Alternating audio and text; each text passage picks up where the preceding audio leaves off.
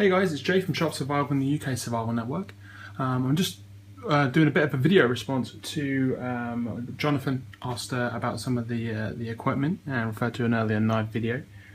There's been some questions. It's one of the more common things that I get asked quite a lot. So what I thought I'd do, quick video. I'm going to try and keep this as short as possible. I do tend to have the ability to waffle on for a bit. So what I'm going to do is very quickly just show you my basic setup. Now, this is a 511 tactical thigh rig.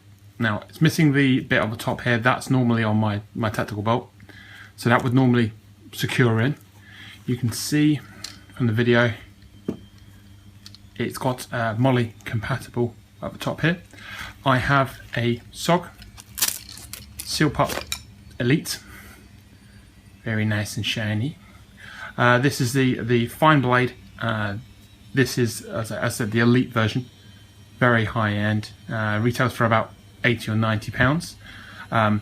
This is saltwater tested. It's had a lot of testing for the blade for the US Navy SEALs, so it's used to kind of me living on the coast. I get a lot of salt water, and probably a lot of my knife use will probably be used down there on the coast. Comes with a nylon sheath or a Kydex. I've gone with the nylon, and what I have inside here is a Ontario Rat 1. This is a very simple folding knife. Retails for about £28, but you know what? I haven't found many that are even close to this. For £28, you get such a good knife. A really good kind of texturized handles, good locking mechanism. Very easy to kind of put in there. I typically carry Blade Tech drawer sharpener. Nice and nice kind of simple thing. Then I've got two knives and a method of sharpening there. That all fits quite neatly in the front there. And the other item, this is a bit of a unique item. It's actually a 511 shotgun shell holder. A couple of rows of Molly on the front there. But the main reason I bought it, you have a zip section around the top to open up, and you also have an elasticated section at the top there. So if this is all done up, I can still just reach straight in and pull some things like a torch out. So this is typically strapped to my leg. You can see there's a few bits in there.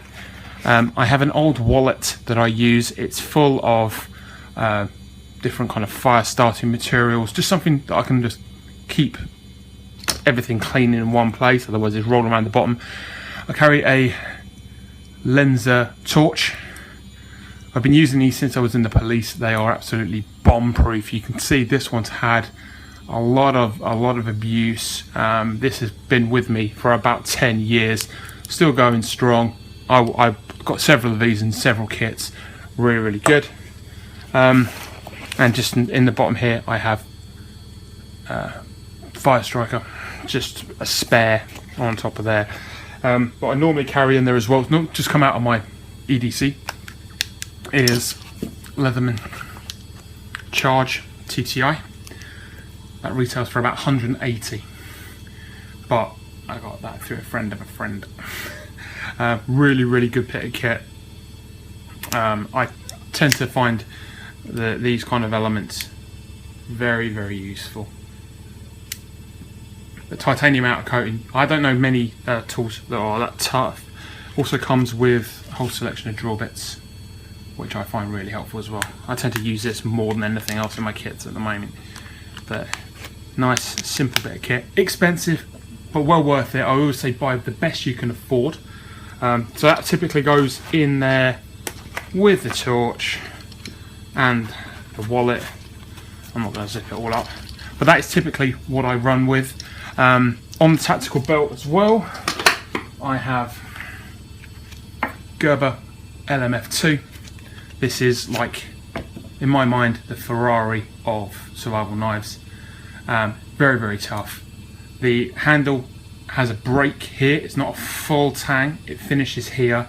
The reason for that being is to absorb shock when you're using the pommel, and the glass breaker on the bottom here, and there's a flat surface there for a hammer. It's also so if you're in an urban environment, grab the knife like that. As soon as you go touching anything with electrical cables, you're electrically isolated from about here. So it means I can hold this, touch live cables, cut through anything I want to, and you're not going to have any problems. But that is, I think, pretty much pound for pound. They retail for about £100. Pound for pound, you're not going to get a better knife than that. It does come with a very, very high-end sheath. It's tough. There is an integrated sharpener on the front there. You just undo this, knife goes through and it just draws sharp. But you can't really go wrong with one then. I would recommend Henny Hayes for service. They're really kind of the best place to go for this. That's it. I would typically also have a bushcraft knife that would be typically in my bag. I wouldn't carry this on my belt. The Tops Brothers of Bushcraft. The main reason I use this is I've got big hands, I'm a big fella. I tend to prefer having a kind of knife that is going to be comfortable in my hands. I've used this quite a lot. Divots there for bow drill on both sides. Nice heavy duty blade as well. It's got a nice kind of grind on it. I use that Kydex sheath with a 5-strike on it. That would normally go in the kit. So that is my kind of medium blade. I would use Gerber LMF2 as my large kind of chopping blade, kind of survival blade.